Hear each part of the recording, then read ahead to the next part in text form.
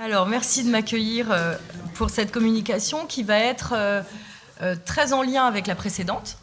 Simplement, moi, je vais axer mon propos sur quelques albums que j'ai choisis et qui me paraissent emblématiques d'un certain effacement de l'histoire et de la mémoire et de brouillage concernant le fait de transmettre la mémoire aux enfants.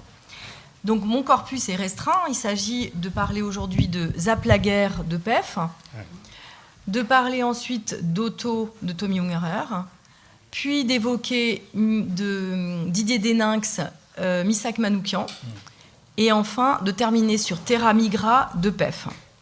Et vous allez voir pourquoi je commence par Pef et je termine par Pef. Donc mon propos va s'ancrer sur une manifestation culturelle à laquelle j'ai assisté la semaine dernière. C'était les 26e rendez-vous de l'histoire de Blois, que vous connaissez tous, avec des écrivains qui viennent exposer un peu leur rapport à la mémoire. Et effectivement, la dernière thématique de ce grand rendez-vous était la question de la relation entre les vivants et les morts. Et y étaient explorées donc des disciplines aussi diverses que l'histoire, la littérature, la médecine, la chanson, la photographie, etc. Alors j'insiste sur tous ces objets parce qu'ils font tous œuvre de mémoire et souvent le tissage permet de leur donner voix. Donc cette question de la représentation des morts, des rituels qu'on leur accorde, des oublis possibles ou impossibles dont ils sont la marque, de la charge pesante du passé dans le présent, et de la contamination incessante et sourde qu'opère le passé dans le présent, à partir de tous ces éléments de représentation des morts, je voulais réfléchir aujourd'hui à la façon dont le passé fait mémoire dans le présent. Alors je prends pour commencer Mathias Sénard avec la nouvelle de Borges dans le livre du Sable, la nouvelle qui s'appelle L'autre, où il évoque, donc il a évoqué lors de ses rencontres de Blois, où il rappelle qu'un vieillard se trouve sur un banc, assis à côté d'un personnage, qui n'est en fait que lui-même, à l'âge de 20 ans. Et donc ce dialogue entre lui et son double, lui âgé et lui jeune, permet de retisser la question du temps et de la mort, qui sont évidemment totalement indissociables. Donc à travers cet exemple, je voudrais poser la question de la façon dont la littérature prend en charge l'histoire et la mémoire, et la façon dont le temps et la problématique cyclique du temps nous plongent dans un passé qui revient sans cesse et auquel l'humain ne cesse de vouloir échapper. Finalement, l'écriture de la littérature, ce n'est que ça. C'est échapper à ce passé, à ce temps qui revient sans cesse et qui est un temps évidemment problématique. Donc, mon propos est de poser cette question du temps, de lui donner de la valeur. Et je me situe également dans une journée d'études que nous avions organisée à l'Institut Charles Perrault sur justement la question du temps, grâce à l'auteur en résidence que nous avions, qui est Karim Ressoumi Demigneux. Alors, dans ces mêmes rencontres de Blois, la conférence d'Yvan Jablonka a permis également de poser dans le domaine de la chanson populaire, qui est pourtant un domaine qui semble désancré des questions temporelles et du passé, donc de poser la question de la trace de la judaïté dans le parcours d'un chanteur bien connu, qui est appelé parfois chanteur de midinette, qui s'appelle Jean-Jacques Goldman. Et en vertu du livre enquête qu'il a mené sur ce grand chanteur, j'ai fait un petit sondage auprès de mes étudiants, je pensais qu'elles ne connaissaient, elles, parce que c'était que des filles, qu'elles ne connaissaient pas ce chanteur, mais bien sûr, elles le connaissent. Et donc, cette enquête fleuve menée à partir d'archives et d'un décryptage extrêmement précis des chansons de Jean-Jacques Goldman met en avant la permanence d'un discours sur la judaïté dans les chansons de Jean-Jacques Goldman. Et ce que montre Yvan Jablonka, c'est qu'en fait, ce passé, même oblitéré, même invisibilisé, voire tabou, fait en fait passé commun, partage commun entre tous. Et l'exemple de la chanson « Comme toi » indique que, en fait, cette chanson, bien que se voulant peu explicite, a été tout à fait compris par le public à l'époque comme la chanson portant sur une petite fille déportée. Vous vous rappelez, elle s'appelait Sarah, etc. Donc mon propos, à l'aune de ce que j'ai pu entendre lors de ces rencontres à Blois, montre qu'il y a de nombreuses résurgences, reconfigurations et constellations mémorielles. Alors, je les ai déjà explorées dans le volume que vous avez présenté là-bas, la littérature de jeunesse veilleuse de mémoire. Alors, le titre, qui est très, très joli finalement, très, très bien trouvé, me vient d'une émission que j'avais écoutée à l'époque sur France 5, où un citoyen avait décidé de créer un musée à l'intérieur de sa maison, quelque part dans la Somme, en ramassant des objets qu'il trouvait régulièrement autour de la guerre. Et il s'intitulait lui-même comme « veilleur de mémoire ». Et j'avais trouvé cette initiative citoyenne extrêmement touchante. D'ailleurs, sa maison devenait un musée, il y avait des cars entiers de touristes qui s'arrêtaient devant sa maison. Et il avait vraiment expliqué ce que signifiait pour lui que d'être veilleur de mémoire. Alors on peut renvoyer à aussi toute la littérature. Victor Hugo est un veilleur de mémoire. On peut remonter à Rimbaud. Rimbaud, la question du voyant, c'est aussi une question finalement de vigilance finalement mémorielle, même si Rimbaud l'entend un petit peu différemment. Donc ma question déjà posée dans cet ouvrage tournait autour des interrogations sur la façon dont on prend en charge la narration des grands conflits. Et quelqu'un a dit ici qu'il y a toujours cette la question du double destinataire qui se pose dans les ouvrages, évidemment. Le médiateur adulte est tout aussi touché que l'enfant à travers les albums. Et donc ma question était d'explorer le passé et de montrer comment celui-ci refait surface dans le présent. Et comment, malgré les tentatives d'effacement de ce passé, des tentatives de réécriture, de le retracer, alors même qu'il semble s'éloigner, bien sûr, il ressurgit à travers des détails. Et c'est aussi une écriture du détail que je vous propose aujourd'hui.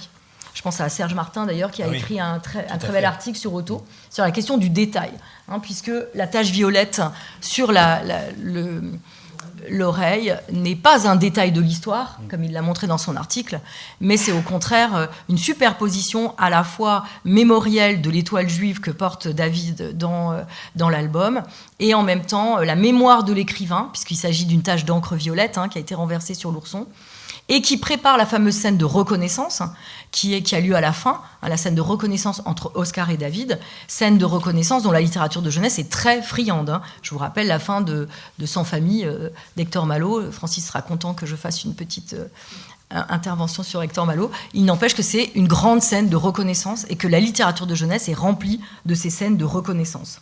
De reconnaissance, vraiment avec l'idée de se reconnaître. Alors, pour continuer un peu sur ce fil que je tends à développer là avec vous aujourd'hui, je voudrais reprendre la question de l'anthologie, H-A-N-T-O-L-O-J-E,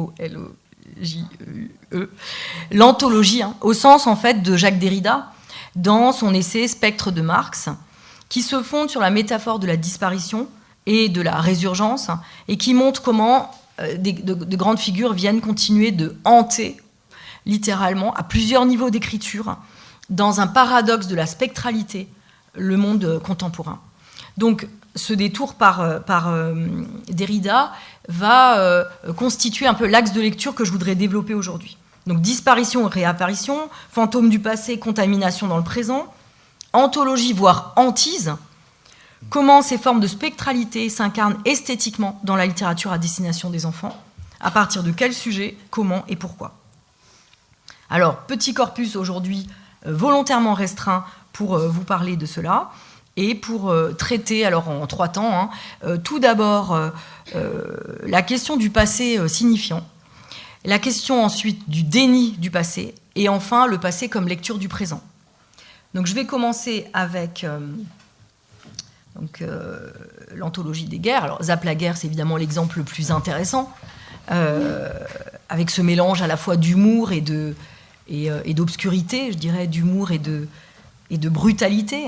Donc Zapp la guerre, publié en 98, est un album sur les vivants et les morts, comment les vivants hantent les morts et comment les morts hantent les vivants.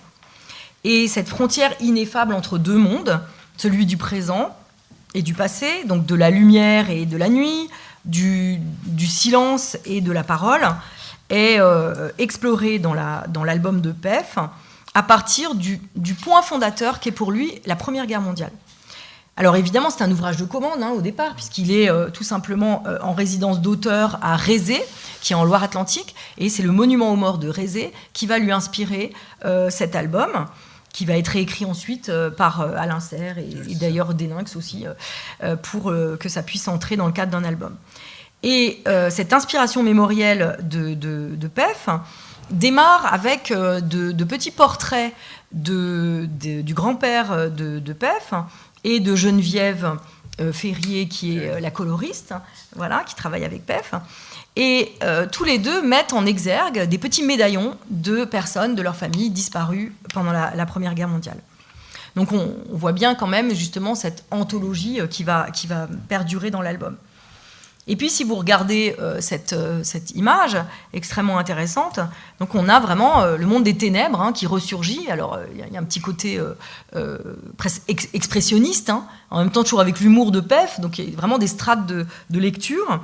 Et puis donc les poilus de la Seconde Guerre mondiale sortent du monument aux morts de Rézé, et puis comme des morts vivants, ils vont hanter littéralement le village.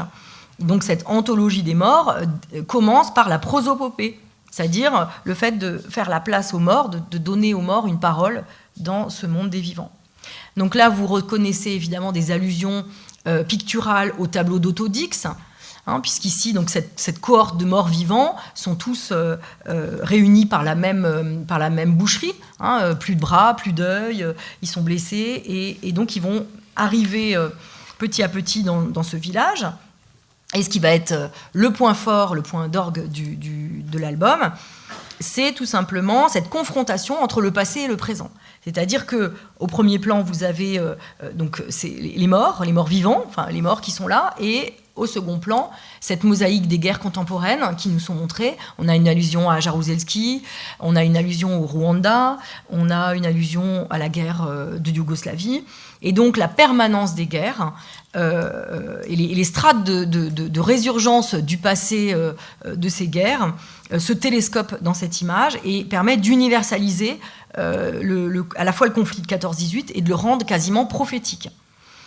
Donc vraiment cette façon de travailler l'image est extrêmement intéressante, et vous avez reconnu également la Madone qui est en fait une figure qui revient en permanence dans les écrits de PEF. La Madone, c'est en fait une image de la Madone de Bentala qui a été prise en photo par un journaliste algérien de l'agence France Presse durant la guerre civile en Algérie. Et cette figure iconique est devenue permanente, et on va la retrouver d'ailleurs dans Les 3 secrets d'Alexandra. Vous savez que PEF a écrit 3 albums autour de la Shoah. Et il va dessiner à un moment donné une image dans les camps de concentration avec une femme qui elle aussi sera une autre représentation de la Pietà. Donc là aussi, anthologie des images, résurgence des images du passé, là dans un télescopage entre les images de la souffrance et de l'incarnation de la souffrance par l'image de la femme, et puis la souffrance des poilus confrontée à l'omniprésence de la guerre. Alors, pour continuer dans cette anthologie que je tends à développer, je vais passer à un autre exemple très connu, mais je vais surtout vous montrer les résultats d'une enquête que j'ai menée à partir de la traduction de 3 versions de Tommy Ungerer, sur lesquelles je suis tombée. Donc, étant plutôt germaniste, je suis allée voir immédiatement, alors que j'étais donc formatrice à l'INSPE et que je menais un stage franco-allemand, donc c'était à l'INSPE de Strasbourg, qui s'appelait IUFM à l'époque. Et donc, j'avais un stage franco-allemand, donc des professeurs des écoles qui allaient enseigner en site bilingue, ce que j'ai fait d'ailleurs moi-même en étant institutrice. Et donc, il fallait que je trouve un support qui puisse fonctionner autant en allemand qu'en français. Donc, j'ai pris Auto et je me suis attachée à regarder un peu la version allemande et la version anglaise. Alors, ce qu'il faut savoir, c'est que Tommy Ungerer écrit tous ses albums en anglais. D'accord ? Il écrit tous ses albums en anglais. Il est parti à l'âge de 20 ans s'installer aux États-Unis, dont il a été viré après, mais bon, ça, c'est une autre histoire. Et donc, il écrit en anglais. Donc, il y a une traductrice, Anna von Kramerklett, qui écrit en allemand, enfin, qui traduit en allemand, et une traductrice française, Florence Sévos, qui a traduit cet album et que j'ai longuement interrogé et qui m'a donné plein d'indications sur la façon dont se passe le circuit éditorial. Et je reviens à mon propos, circuit éditorial autour de la traduction, qui en fait, au fur et à mesure des années, propose des évolutions linguistiques, même dans l'image, qui en fait procèdent à une véritable anthologie. Alors, je vais vous montrer ça très, très facilement. Vous vous rappelez hein, l'histoire d'Otto. Hein. Là, c'est le moment de la déportation du petit David qui va donner son ourson à Oscar. Et puis, vous avez, juste avant ça... Alors, je vais essayer de retrouver quand même... Je vais revenir à tout ça, ne vous inquiétez pas. Voilà, vous avez... Alors, attendez, je ne sais plus si c'est là... Non. Donc, vous avez juste avant ça une scène... Alors, je n'ai pas l'image, mais j'ai gardé le texte... où... non, c'est pas ce texte. Voilà, c'est ce texte, où la maman de David coud une étoile jaune sur la veste de David. Et vous avez ce texte qui est extrêmement intéressant, qui est un texte très didactique, finalement, très pédagogique, hein, où on explique comment les nazis ont littéralement stigmatisé les juifs et comment cette étoile symbolise ça. Donc, dans la version française, vous avez cet exemple-là de texte, et puis je suis allée m'attacher à la version allemande. Alors, la version allemande de 2010. Donc, j'insiste, il s'agit en fait d'une nouvelle édition qui a été faite en 2010. Donc, il y a eu une nouvelle édition en français, en anglais et en allemand. Lorsque vous regardez la phrase allemande qui est censée être la nouvelle traduction, vous vous apercevez qu'en fait, il y a des tas de changements qui sont opérés dans la version allemande. Donc, réception du public allemand en 2010. Hein. Et en fait, le texte est complètement raccourci en 3 lignes. Tout ce qui se réfère au gouvernement nazi est effacé, est littéralement effacé. Seul le mot juif est conservé, mais dans le texte allemand, on met l'accent sur le mot anders, anders qui veut dire autre. Donc c'est toute une réécriture qui est proposée et qui occasionne finalement des glissements de sens extrêmement problématiques. Donc, habitant à Strasbourg, j'ai pu interroger mes collègues allemands pour savoir un peu comment ils recevaient ce texte. Et évidemment, ils étaient très gênés. J'ai également interrogé Anna von Kramer-Klett, c'est la traductrice, qui n'a pas répondu à mes mails. Et je me suis demandé également si Tommy Ungerer avait relu cette traduction, cette nouvelle traduction. Je pense qu'il ne l'a pas relue, parce que je pense qu'il n'aurait jamais accepté qu'on retouche à ce point cette traduction. Donc, circuit éditorial complexe, mais qui en dit long quand même, sur ce que signifient les paroles autour de la Shoah à destination des enfants, dans des textes pour enfants, en 2010. Autant en 1999, c'est acceptable, autant en 2010, ce n'est plus acceptable du côté du peuple allemand, finalement, hein, puisqu'on va gommer complètement tout ce qui relève de la Shoah. Pire encore, je ne sais pas si vous connaissez ce fameux passage... Alors, je vais essayer de voir si je l'ai mis. Je ne sais plus si je vous l'ai mis ou pas. Alors, oui, petit détail aussi très intéressant. Vous savez que Tommy Ungerer est aussi un artiste qui fait des dessins érotiques. C'est pour ça qu'il s'est fait virer des États-Unis, d'ailleurs. C'est pas seulement parce que Pas de baiser pour maman ne plaisait pas. Hein. C'est aussi parce que derrière, c'était difficile dans le puritanisme de l'époque d'aller accepter qu'on puisse être un graphiste érotique, d'ailleurs il disait pornographique, et auteur pour enfants. Là, le hiatus était vraiment trop insupportable. Et comme il aime beaucoup provoquer, Tommy Ungerer, il aimait beaucoup provoquer, il avait mis dans la version de 99 ce petit dessin avec ces figures de femmes nues. Dans la version de 2010, qu'elle soit anglaise, française ou allemande, ça a disparu, le tableau a disparu. Voilà. Donc, de multiples réécritures, hein, non seulement de l'histoire, mais même de ce qui fait la marque identitaire de cet auteur, c'est-à-dire son goût pour la provocation. N'oubliez pas qu'il dit très clairement dans ses interviews, il faut traumatiser les enfants. Donc, pour continuer un peu sur ces réécritures de l'histoire, je voudrais vous montrer cet extrait qui est au moment des retrouvailles entre Oscar et David. Le texte est très clair, et d'ailleurs il est extrêmement intéressant. Il est très clair, c'est-à-dire qu'il va clairement utiliser les termes de camp de concentration, déportation, chambre à gaz. On lui a beaucoup reproché ça d'ailleurs, hein, en disant que vraiment il était un peu trop explicite. Et puis dans le même passage, vous avez également une mise en parallèle des destins des deux enfants. Certes, David a subi la Shoah, ses parents sont morts en camp de concentration, mais Oscar a aussi ses parents qui sont morts. Bombardement, on pense au bombardement de Dresden, par exemple, qui a fait que sa mère est morte sous les bombardements et son père est mort sur le front russe. Donc il y a aussi, chez Tommy Ungerer, une volonté de ne pas stigmatiser le peuple allemand, de ne pas voir uniquement les Allemands comme un peuple de nazis, et de montrer la concomitance des destins, en tout cas à hauteur d'enfant, les destins des souffrances de la guerre sont les mêmes. Alors, qu'est-ce qui se passe dans la version de 2010 ? Donc version anglaise, version allemande et version française. Donc regardez bien ce soir dans vos bibliothèques, si vous avez la version de 99, elle est collector, il ne faut surtout pas la vendre, il faut la garder celle-là. Et si vous avez la version de 2010, vous allez regarder et comparer. Il n'y a plus le mot camp de concentration, déportation, chambre à gaz dans la version de 2010, qu'elle soit anglaise, française ou allemande. Voilà. Donc là, j'ai interrogé l'école des loisirs, j'ai interrogé Florence Sevos, j'ai interrogé Phaidon. Phaidon, c'est la grande maison d'édition allemande. J'ai interrogé Diogenes Verlag, Phaidon américaine, pardon, Diogenes Verlag à Zurich. J'ai interrogé. J'ai très peu de réponses sur cette question-là. Et puis Tommy Ungerer n'est plus là pour nous le dire. Et donc là, quand même, moi j'appelle ça un effacement de l'histoire. C'est-à-dire que c'est tellement insupportable, cette anthologie qu'il faut tenter d'effacer, y compris dans les versions françaises, anglaises et allemandes. Donc voilà jusqu'où on peut arriver dans la réécriture. Donc vous voyez bien que les questions de traduction, Clémentine sera d'accord avec moi, ce sont des questions absolument cruciales. C'est-à-dire qu'on peut effacer, réécrire, tendre à faire une nouvelle histoire beaucoup plus édulcorée, alors même que Tommy Ungerer l'a souhaité comme étant fortement explicite, et dans les 3 versions. Alors je sais par Florence Sevos, la traductrice pour l'école des loisirs, que Tommy Ungerer, pour la version de 99, avait bien relu avec elle cette version, et il l'avait validée. Et il lui a demandé une seule chose, qui était de rajouter dans le dialogue entre Oscar et David, alors qu'ils se retrouvent, qu'ils ont déjà 60 ans, que la guerre est passée depuis très très très longtemps, qui sont 2 vieillards qui se retrouvent. Dans ce passage, il a souhaité qu'on mette des changements au niveau phonologique pour bien accentuer l'accent allemand des 2 personnages.